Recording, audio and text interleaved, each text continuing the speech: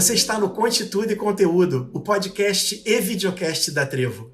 Eu sou o Márcio Martins e hoje eu vou conversar com os professores Luiz Fernando Ormeio e Marcelo Póvoa, coordenadores do curso Produtos Digitais do IAG, Escola de Negócios da PUC-Rio.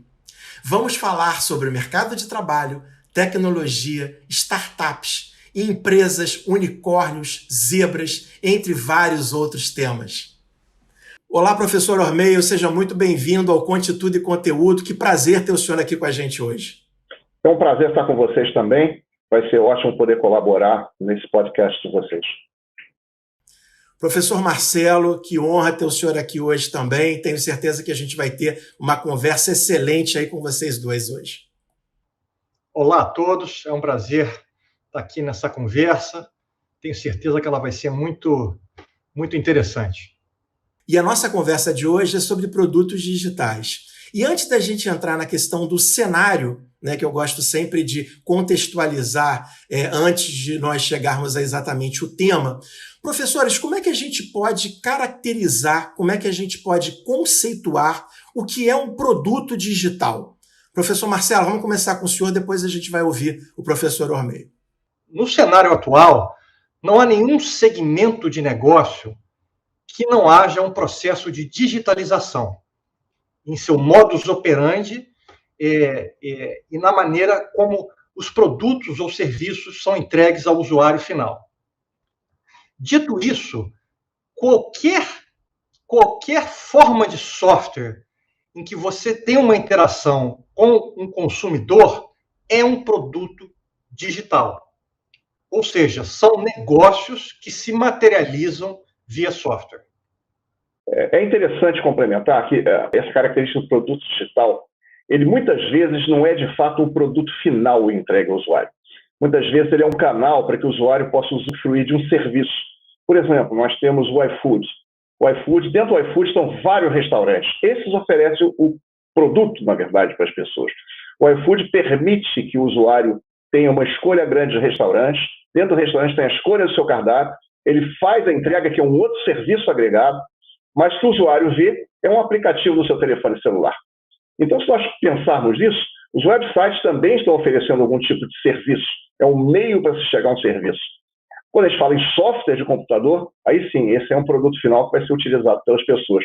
Mas como o Marcelo conceituou bem, todos eles, sejam eles um produto final ou um canal para se chegar a um serviço, vamos chamar de produtos digitais, e todos eles são baseados em programação, em software. Perfeito. E aí eu queria, então, entrar na questão do cenário, né? A gente está falando aí de estudos recentes que mostram que cerca de 90%, aproximadamente, das startups, elas não dão certo logo nos primeiros anos de vida. Eu queria ouvi-los, né, como grandes especialistas e professores renomados que são, por que isso acontece? Né? Qual é a ligação desse fracasso ou desse não sucesso com as questões digitais e tecnológicas? Bom, primeiro é importante notar que essa taxa de mortalidade de startups não é uma exclusividade do Brasil, acontece também no Vale do Silício. A gente está falando de mais de 90%. 92%, 93%. É realmente uma sanguinolência. A maioria esmagadora não sobrevive. Existem muitos motivos pelos quais isso possa acontecer. Você não tem um investimento correto, não tem um ambiente macroeconômico, que no Brasil é certamente um fator importante, os sócios brigarem, né? Ou simplesmente você não tem a sorte que era necessária. Mas o principal fator, provavelmente, é a execução. Não adianta você ter somente uma boa ideia. Isso é fundamental. Uma boa ideia, ela tem um longo caminho até se materializar em sucesso e retorno no investimento. E esse processo de execução é um processo interdisciplinar, em que você tem variáveis de negócio, de business, variáveis de criação, design e variáveis de tecnologia. E se você pular, ignorar, não resolver corretamente estas três áreas do conhecimento, fatalmente seu produto digital, que é como a sua ideia vai se executar no caso de um startup digital, vai fracassar. E é exatamente isso ao que o nosso curso se propõe. a colocar essas 3 áreas do conhecimento na frente da nossa turma e fazer com que elas tenham uma percepção muito clara da importância de todas as suas variáveis para que um produto digital chegue ao final com sucesso.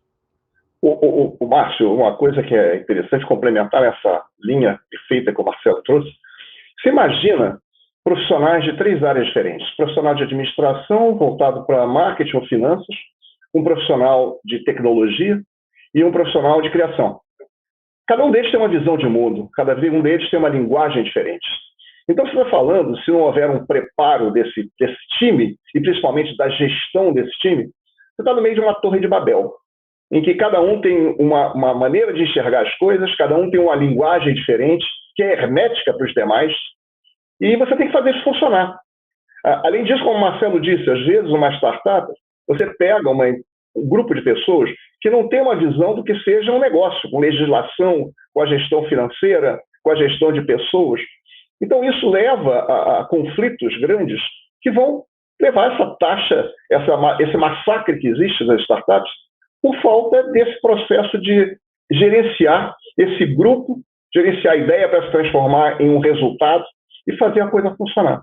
Então, esse é o propósito que nós fizemos nesse curso, de preparar pessoas para conviver com os colegas de outras visões, de outras linguagens, e dos gestores que vão conduzir esse processo todo. Perfeito. E aí, já que vocês tocaram na questão do curso, né? O curso é o Produtos Digitais, Gestão, Concepção e Construção, do IAG, Escola de Negócios da PUC-Rio. E aí, dentro do contexto do cenário que a gente vive hoje, pelo que nós já conversamos até anteriormente sobre o curso, a pandemia ela trouxe algumas oportunidades, né? E não só de vocês receberem alunos de diversos estados e cidades do Brasil e no exterior, e também de vocês reunirem nesse curso especialistas que não estão no Brasil. Ou seja, o formato dele ele foi pensado de uma forma que houve uma série de ganhos para quem assiste às aulas, correto?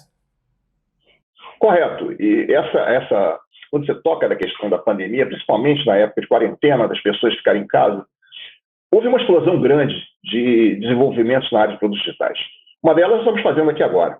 Outras são programas que nós usamos na universidade para dar aulas na graduação, no mestrado, nos MBAs.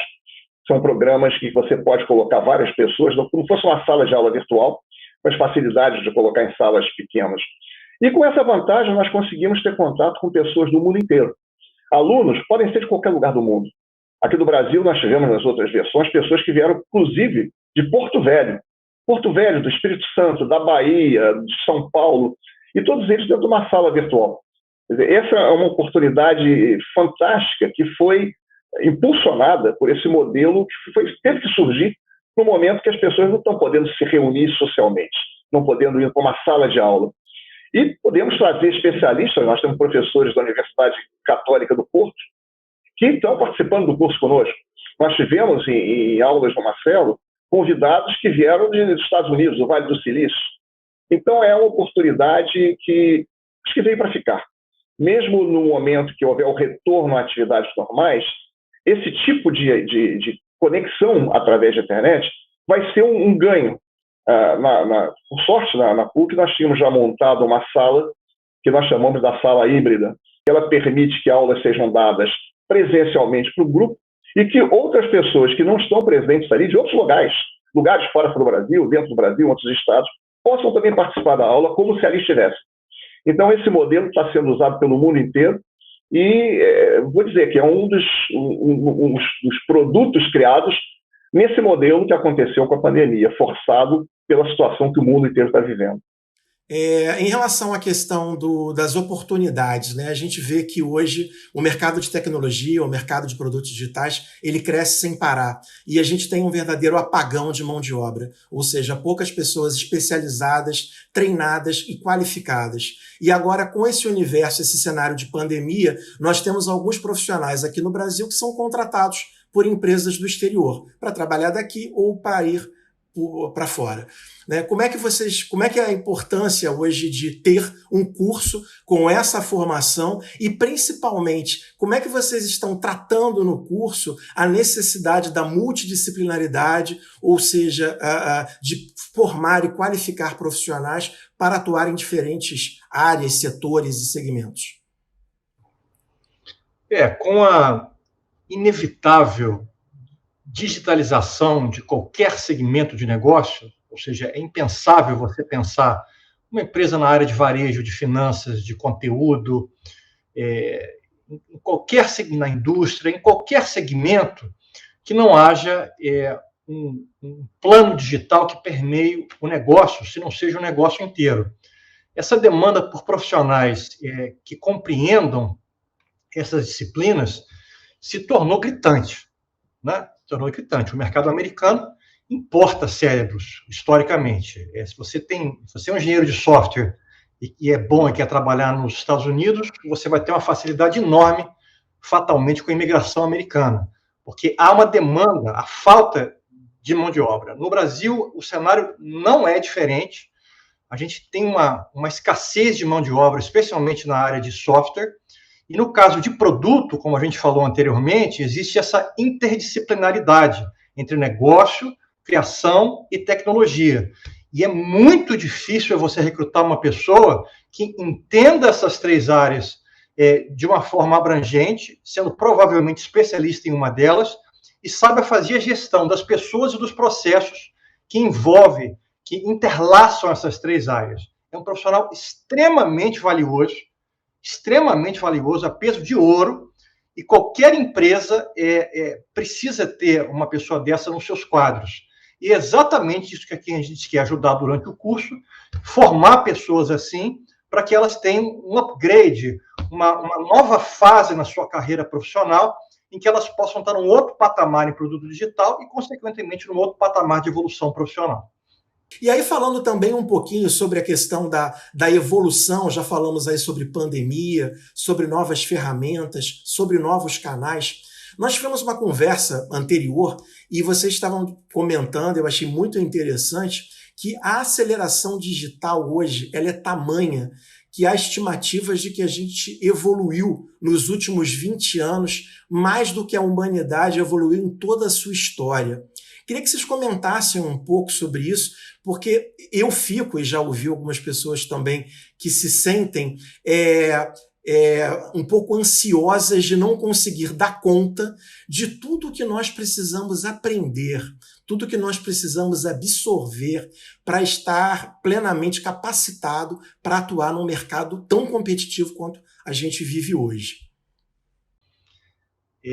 Luiz, se você me permite, eu vou responder essa inicialmente.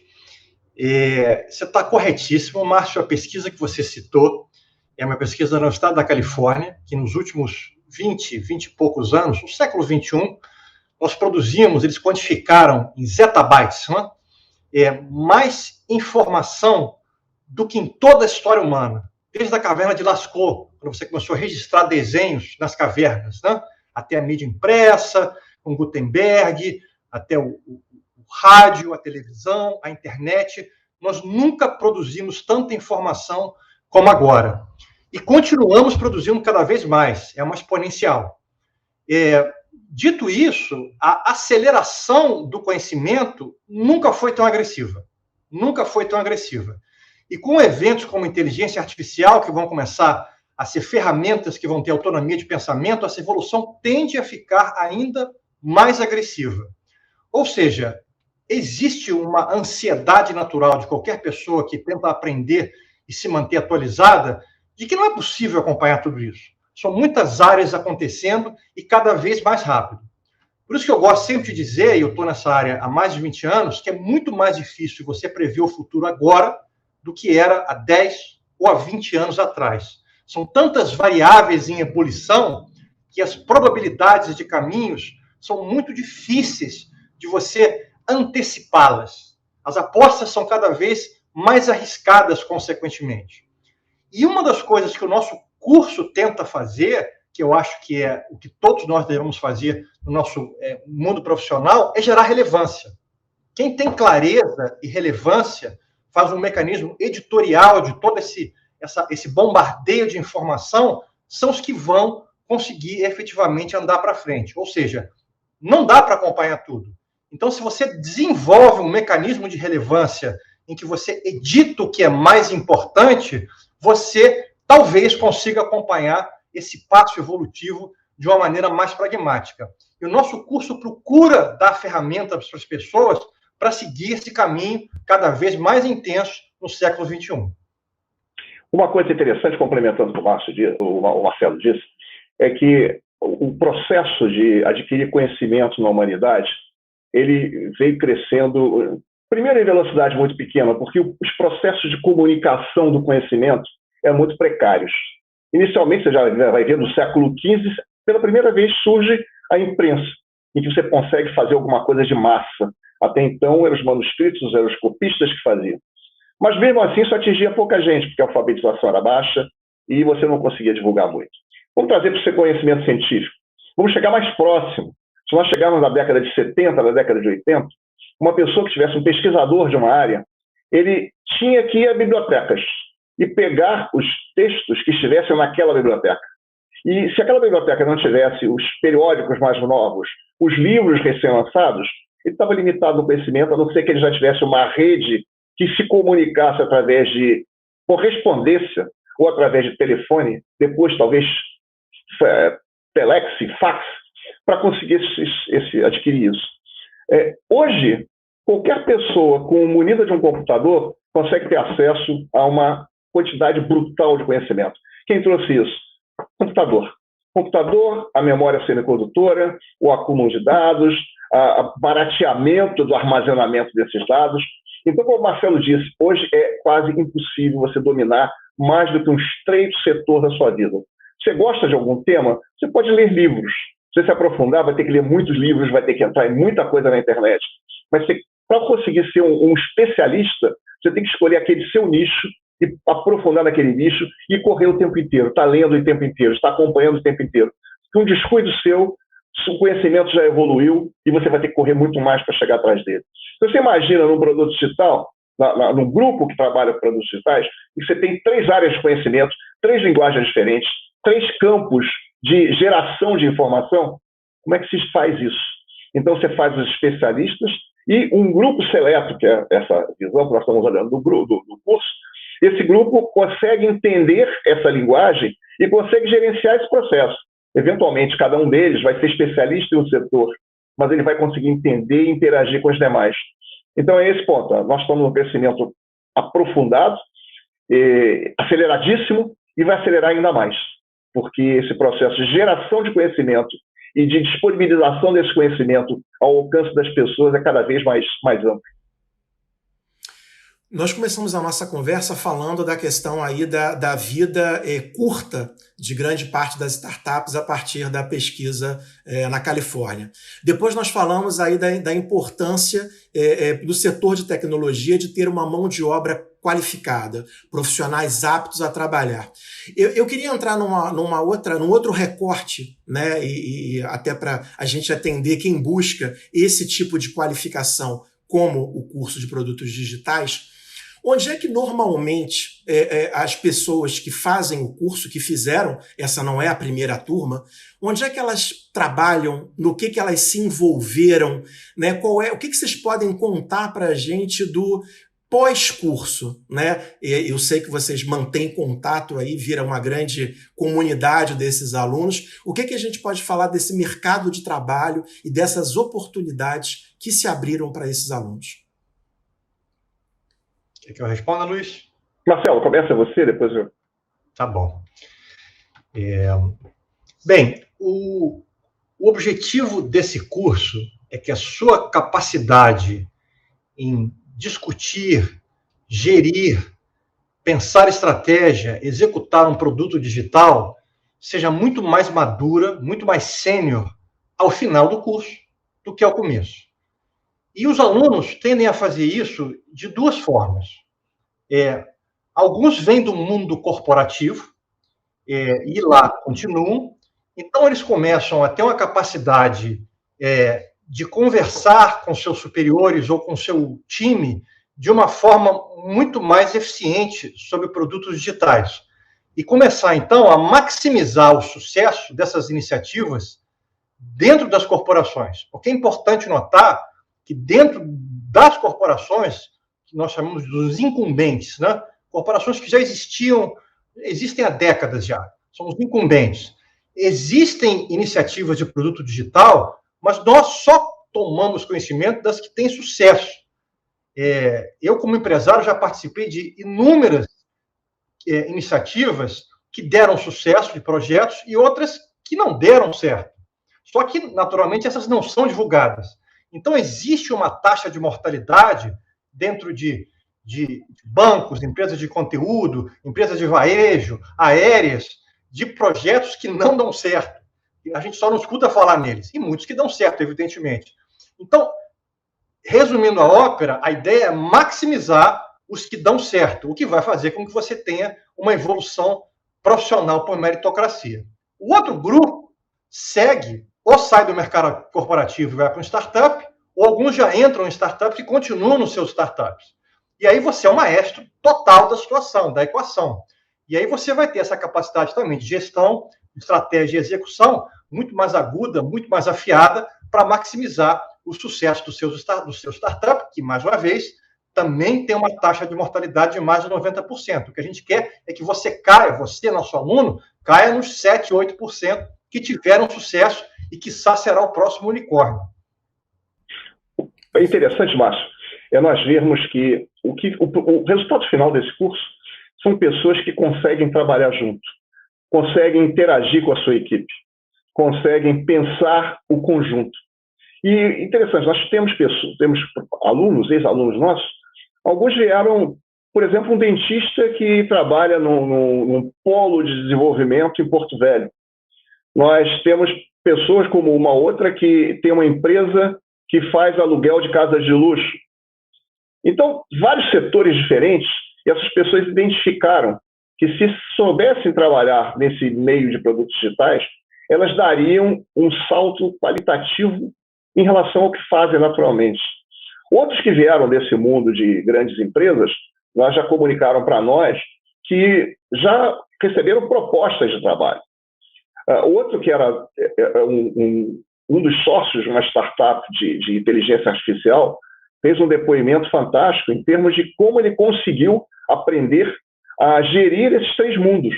Uma pessoa que vinha do mundo de desenvolvimento de software, analista de sistemas, e aprendeu a trabalhar naquilo como um negócio, vislumbrar aquilo como business, as componentes, as variáveis de business entrando, e que isso já tinha trazido uma modificação bastante grande na atuação dele dentro da empresa. Então é interessante, porque não é só pessoal que vem de tecnologia, gente que vem de todas as áreas e que percebe a importância de conseguir entender esses três grandes blocos que interagem, se fundem no produto digital e dão esse salto para poder ter sucesso dos 7, 8%, como o Marcelo mencionou. Muito bom. Nós falamos aqui, de novo, várias faces e vários recortes de mercado. Eu queria ouvi-los também, que é uma coisa que as pessoas sempre perguntam e têm dúvida, em relação à colocação, ao posicionamento do mercado brasileiro em relação a outros países. A gente sabe que no curso nós temos professores de Portugal, temos professores que moraram ou moram nos Estados Unidos, então vocês têm a possibilidade de um intercâmbio e um conhecimento grande sobre o mercado internacional. Como é que o Brasil está posicionado hoje em relação à tecnologia e aos produtos digitais? Então, o Brasil já produziu mais de 2 dezenas de unicórnios, né, que são startups que têm valuation de $1 bilhão para cima. E há mais umas 2 dezenas previstas para provavelmente acontecer esse ano até o ano que vem. Então, a gente já entrou definitivamente no mapa aí de iniciativas digitais importantes do ponto de vista de disruptura de startups. E o nosso mercado corporativo, eu acho que, de uma forma geral, é bastante avançado também. Tanto em varejo, aéreas, bancos especialmente, empresas de conteúdo, saúde. A gente tem uma camada digital bastante madura.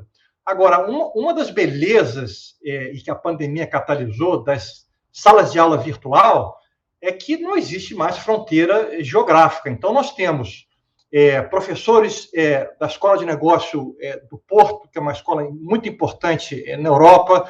Nós tivemos uma empresa do Vale do Silício, de marketing de atribuição, que tem clientes como Amazon Prime, Netflix, Spotify, está por trás dos produtos digitais das principais iniciativas de conteúdo americanas, falando exclusivamente para a nossa classe, do Vale do Silício. Foi em inglês, todo mundo falou inglês.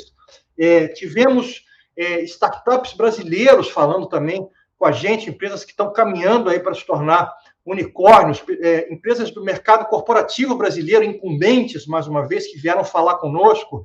Então, a gente não tem o aspecto de fronteira geográfica e conseguimos, assim, criar essa química, né, que eu espero, essa ideia que o nosso mercado, através, espero, de contribuição de nossos alunos, né, no futuro, que desenvolva cada vez mais, né? Professor Luiz Fernando, quer complementar sua análise? Não, acho que o Marcelo fez uma análise perfeita. Tá. A gente está chegando ao final da nossa conversa, mas antes de encerrar, eu não posso deixar de perguntar, isso também vem de uma conversa prévia que nós tivemos, falarmos sobre as zebras, né? O professor Marcelo já citou aí os unicórnios por 2 vezes, né? Professor, o que são as startups classificadas ou chamadas de zebras? Pois é, essa história é muito interessante e muito bem intencionada de uma forma, né? Todo startup digital hoje em dia, seja no Brasil ou fora, quer se tornar o próximo Facebook, Uber, o Airbnb, etc., né? A 99, a Rappi.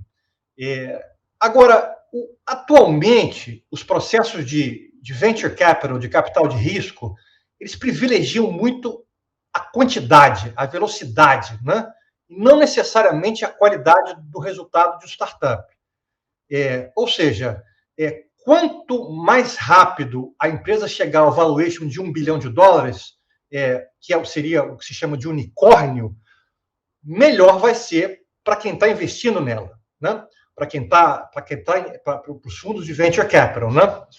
Então, há uns 2 anos, houve um ensaio escrito pelas americanas Jennifer Brandwell, Mara Zapeda, Astrid Schultz e Ania Williams, que elas cunharam esse termo zebra, que começou a se popularizar, para definir um movimento inclusivo, que os startups têm uma abordagem que tem uma lente de impacto social também, além de, naturalmente, gerar receita. Ou seja, a analogia do unicórnio, ele é um animal mítico, né? Que os investidores, consequentemente, esperam resultados mágicos desse unicórnio mítico, né? Ou seja, você bater em 1, 2 anos $1 bilhão é realmente um resultado mágico, um crescimento relâmpago, né? Com IPO recordista, com retorno de 100x, 1000x, né? A empresa Zebra, ele tem talvez uma maturidade social maior, ele é diferente, é um animal que existe no mundo real, daí vem a analogia, né? Eles prosperam e existem mais ao longo de unicórnios, da mitologia dos unicórnios, e são eficientes e consistentes ao longo do tempo. Podem ter as zebras uma receita menor, uma execução um pouco mais lenta do que os unicórnios, né?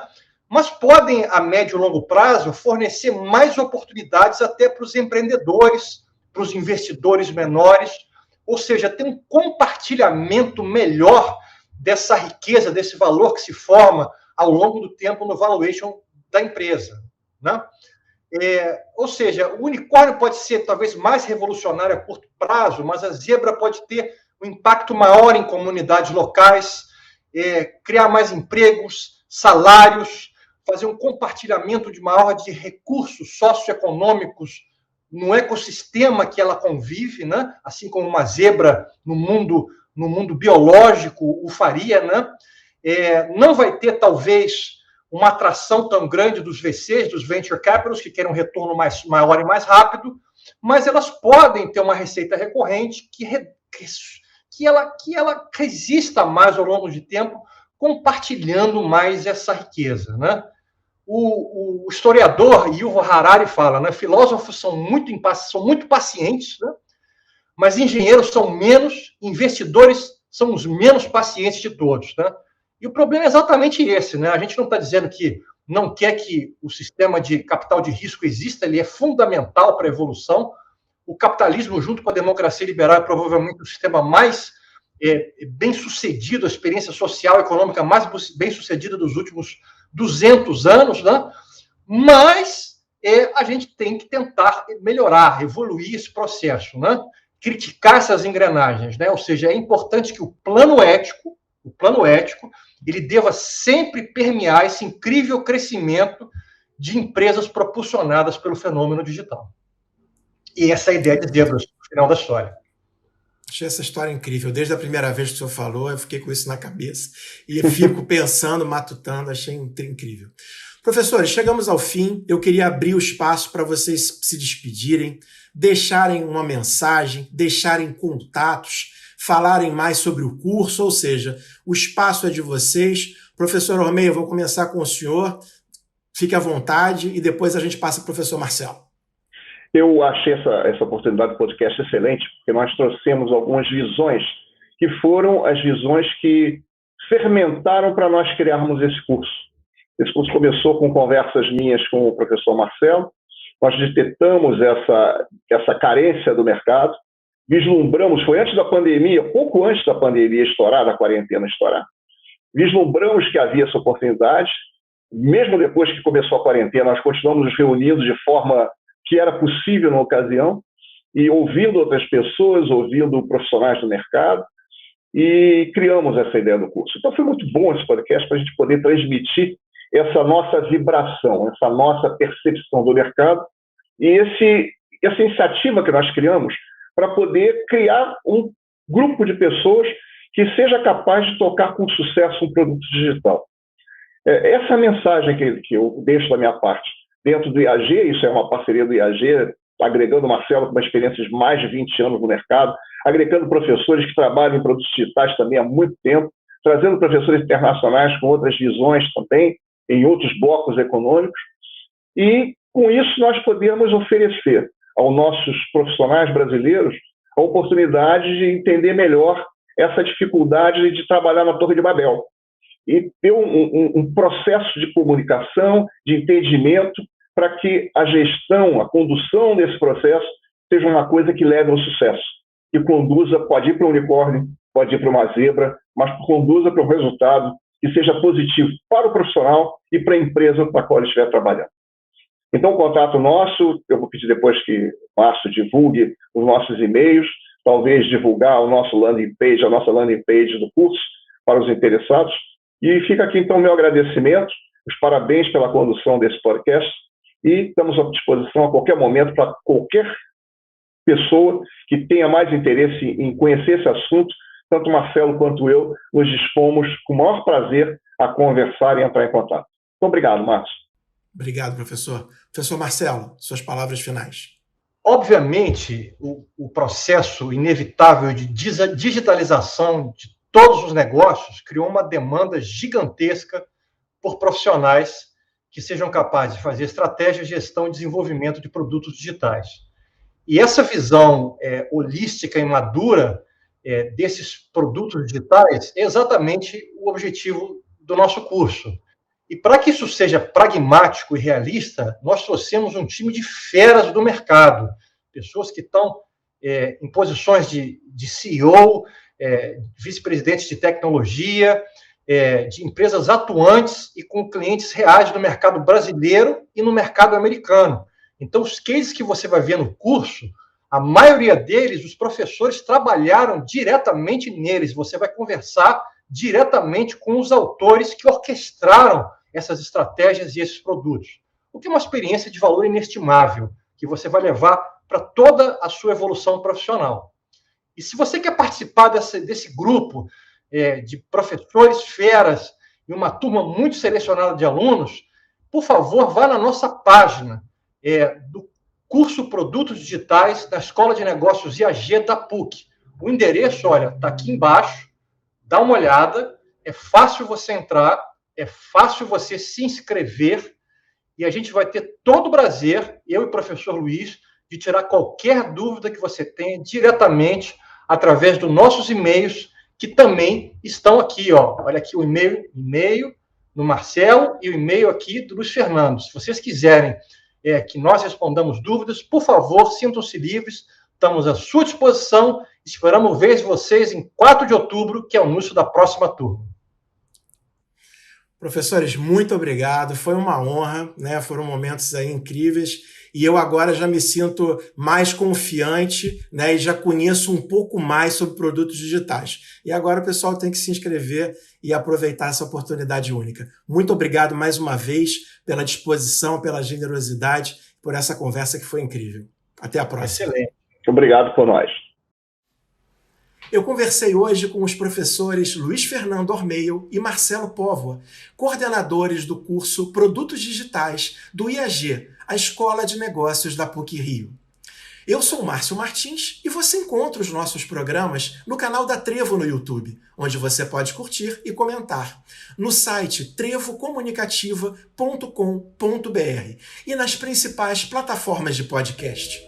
Nos encontramos na próxima quarta-feira. Até lá!